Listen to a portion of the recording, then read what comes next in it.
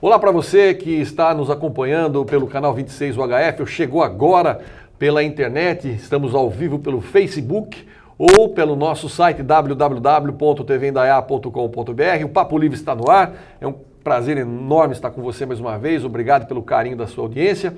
E o meu Papo Livre de hoje é com o professor Dr. Tabajara Dias de Andrade, ele que é psiquiatra e muito antes dessa onda de coaching que tem aí no planeta, esse homem aqui já trabalhava com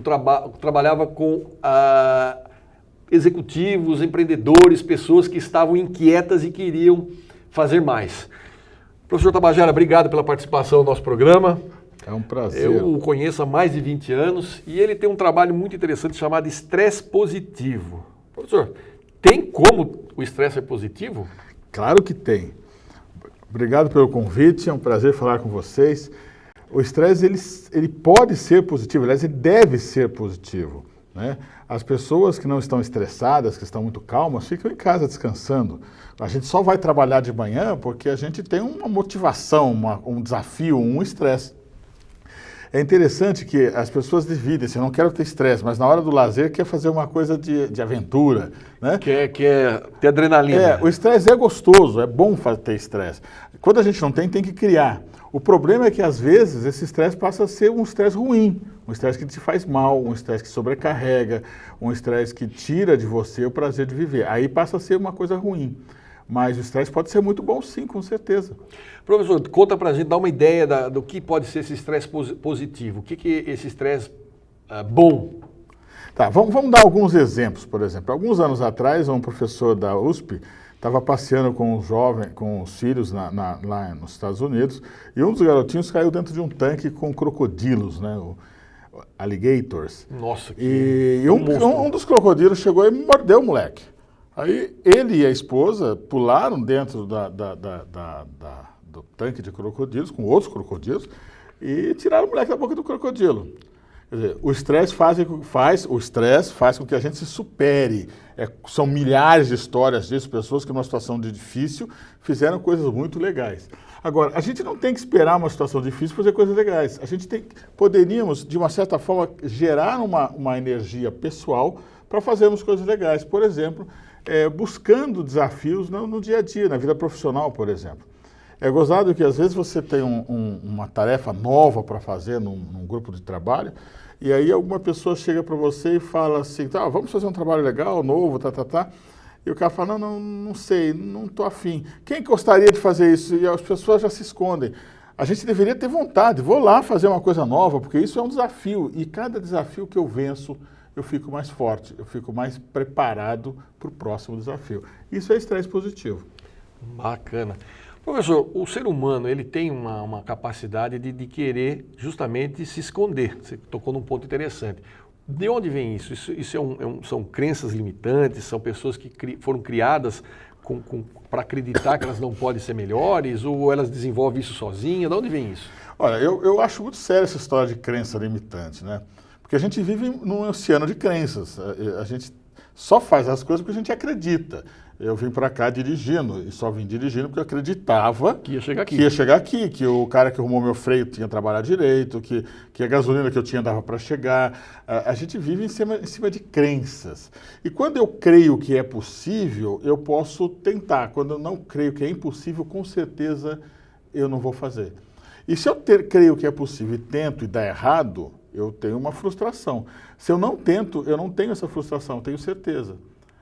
A vida está cheia disso, gente. Hoje melhorou muito, mas era muito comum você ver, menina não faz isso, menino não faz isso. Sim. Isso não é para você, isso é para rico, né? E aí você começa a se limitar e começa a achar que você é aquilo mesmo, você não pode querer mais na vida, né? E se a gente for ver, isso é sério, gente. A vida inteira, a história inteira está cheia disso.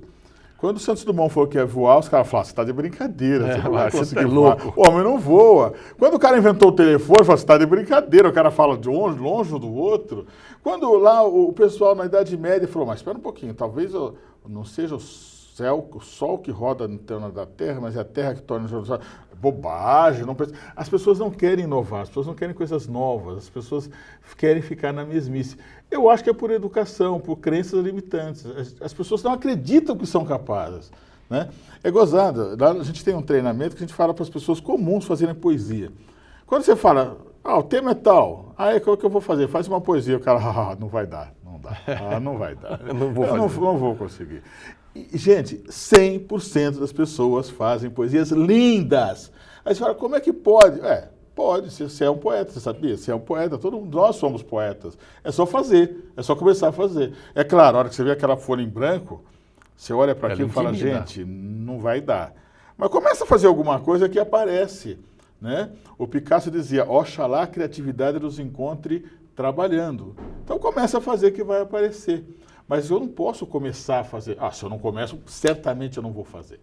Tem que ter um pontapé inicial. Aí vem aquela questão da motivação. O que motiva? Então, esse é outro assunto que daria uma conversa inteira, o que nos motiva. Né? E o pontapé inicial daria outra conversa inteira. Porque o pontapé inicial é muito bom, mas às vezes eu não tenho quem dê o chute, só tenho o bumbum. E se eu só tenho o bumbum, eu tenho que chutar meu bumbum para frente. Eu não posso esperar que outras pessoas me motivem. Até porque qualquer pessoa que nos motivar vai ter um interesse, por menor que seja, vai ter um interesse na nossa motivação. Então, se eu te motivo para fazer alguma coisa, eu tenho algum lucro nisso. Agora, se você se motiva para fazer alguma coisa, não, o lucro é seu. Então, essa história, mas ninguém me motiva, é perigoso, hein? Porque se você depender só da motivação alheia, é bom provável que você vai fazer bobagem. Que vai ficar acabando... Fazendo serviço para o outro. Né? Eu estou no projeto de vida do outro, não no meu. Professor, o ambiente corporativo é um ambiente extremamente hostil. Hoje em dia, eu vejo minha filha, ela mudou de emprego achando que ela estava fazendo um grande negócio porque a empresa era maior, porque não sei o que, chegou lá agora, ela está injuriada. Tudo bem que tem uma geração que se você colocar ela numa mesa para trabalhar e não der um computador, ela quer morrer. Mas ela está injuriada, não era aquilo, puxa, ela foi na empolgação e são coisas bem, como é que eu vou dizer, são aspectos que limitam o fazer do outro. Então, quando a pessoa vai motivada e chega de para com um ambiente desse, tem como é que chama? A frustração. E aí como é que faz? Aí o estresse passa a ser extremamente pessimista, um estresse ruim. Começa a ser muito ruim, sim. Existe uma lógica para isso, né? O trabalho, na nossa cultura, sempre foi uma coisa muito ruim. Né? Quando Dom Pedro veio para o Brasil, ele tinha que fazer uma corte aqui no Brasil. Então ele tinha que selecionar brasileiros que pudessem ser da corte. E as regras eram não ter sangue infecto indígena, não ter sangue infecto negro, olha só. Olha o termo. Olha o termo, né? Então não podia ser nem não ter nenhum antecedente negro, nenhum antecedente índio e não ter feito qualquer trabalho braçal na vida. Caraca! É sério isso. Então há uma questão cultural quanto ao trabalho. A própria palavra trabalho vem de tripalium, que é um instrumento de tortura medieval. Então, é muito sério esse negócio. O ambiente de trabalho ele é constituído de uma forma ruim. O trabalho livre, na nossa cultura, é uma coisa que não existia até muito pouco tempo. O trabalho é escravo. Né? Eu prendo você, tiro sua liberdade, você vai trabalhar para mim na marra, senão você morre. Então, essa cultura vem até hoje. Parece que em outras civilizações não é assim. Né? A civilização oriental, por exemplo, que é muito exigente, né? Do Japão o pessoal trabalha muito, mas o conceito de trabalho não é obrigatoriamente o conceito de coisa ruim.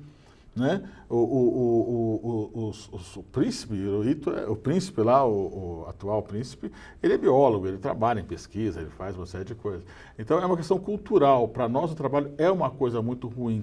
E cria-se em cima de, não só por isso, mas cria-se todo um clima de hostilidade. Né? Esses dias eu tive numa reunião de institucional e é muito sério. Assim, a diretoria, ela entende os funcionários, os produtores e os clientes como inimigos.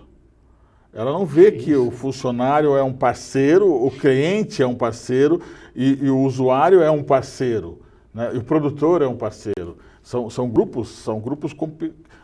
Ele é um problema para mim. Não, ele é a solução. O cliente é a solução, o funcionário é a solução, não é o problema.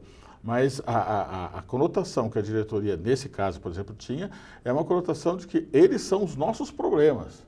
Né? E não a solução. E é muito sério isso. E é ruim, gente, porque vamos pensar, né? A gente trabalha muito tempo na vida. Do dia de 24 horas, eu vou dormir 8, sobra 16. Eu vou trabalhar 8. No mínimo. No mínimo. Se pensar que eu tenho que ir, voltar, me arrumar, pegar ônibus, pegar condução, o tempo que eu gasto para o trabalho é muito maior do que o tempo que eu gasto para viver, para fazer outras coisas. Então não é justo que o meu trabalho não seja uma coisa muito prazerosa, que tenha muito sentido, que seja muito boa. Né?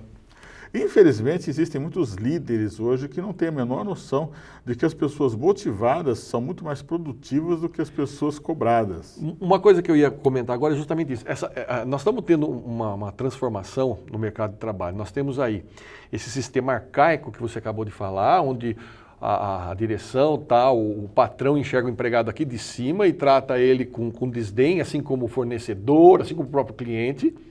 Esse tipo de empresa está fadada ao insucesso, por quê? Porque hoje o consumidor ele quer uma experiência com o seu produto ou serviço e se ela for boa eu compro, senão eu não quero. Então, se você não agradar e não falar a língua do seu cliente, você está fora do mercado. E nós temos as empresas como o Google, a Microsoft, a empresa lá do iPhone, que é uma empresa onde é o seguinte, você tem que ter prazer, é isso que você acabou de falar, você tem que ter prazer de trabalhar para eu tirar de você o seu melhor. Então eu vou trazer de você o teu melhor. Eu tenho uma parceria com uma empresa lá em Florianópolis, que é Resultados Digitais, e o esquema de trabalhos é esse. A média de idade lá é 30 anos. Né? Outro dia eu cheguei lá e me senti o tio Suquita, porque eu acho que o cara mais velho da grupo lá, dos representantes. E o pessoal lá tem uma área de lazer, tudo é muito divertido, tudo é muito lúdico, né? Eu vi uma faixa assim, em cima do pessoal do financeiro, Keep Calm, chame o Houston. Eu falei, o que é isso aí? Então, todos têm um grito de guerra, todos têm uma coisa lúdica, a área tem um andar só para eles descansarem, onde tem mesa de tênis de mesa, snooker, sofá, televisão grande, comida, bebida à vontade, e fruta e coisa e tal. Então, é outra relação, outra vida, e você percebe que aqueles rapazes, aquelas meninas dão o sangue pela empresa. Então, como é que funciona?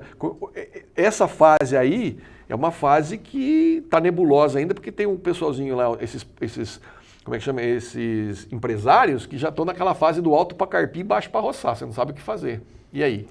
Essa expressão alto para carpir e baixo para roçar é meio verdadeira. Porque vamos pensar o seguinte, se a gente der uma passeada aqui pela cidade, se a gente for na região, a gente vai ver que tem todos os tipos de empresa. Todos. Então, nós temos aqui na nossa região, região metropolitana de Campinas, empresas que são verdadeiramente estão localizadas na Idade Média. Né? E tem empresas que estão localizadas no século XXII. Então, é complicado isso, porque são coisas muito misturadas. E o pior, às vezes elas são misturadas dentro da própria empresa. Da própria cultura, né? Teve uma empresa aqui em Campinas, que como eu tenho uma assessoria, eu não gostaria de citar o nome, mas toda moderna. Né? Desse jeito, assim, tinha café, tinha um uísque, você podia tomar um uísque na hora do seu trabalho. Já pensou? Você ia lá, pegava uma pedrinha de uísque, tomava o seu uísque. Maravilha. Então, para quem chegava e via, maravilha. Mas a cobrança de resultados era feita na época da escravidão. Do chicotinho. Então, a coisa é assim, parece que é legal, mas lá atrás está muito ruim. E tem empresas que é o contrário, você chega lá, está tudo muito fechado, tudo muito desconfortável, mas as pessoas estão legais lá dentro. Há um tempo atrás eu tive que fazer um impresso de última hora, eu fui numa gráfica e os caras falaram, te entrego para amanhã, mas vai trabalhar a noite inteira hoje, amanhã está certo. Eu fiquei na dúvida se ia dar certo mesmo ou não, e lá para meia-noite, 1h, eu fui para a empresa. Um calor terrível, o pessoal suado, sem camisa, umas calças sujas, empresa de fundo de quintal, né? Então, felizes, cantando, trabalhando, o dono junto. Quer dizer, numa alegria, numa produtividade, num ambiente extremamente legal. Saudável. Então você fala, essa empresa é 1800 a estrutura, mas é 2001, 2016 a realização.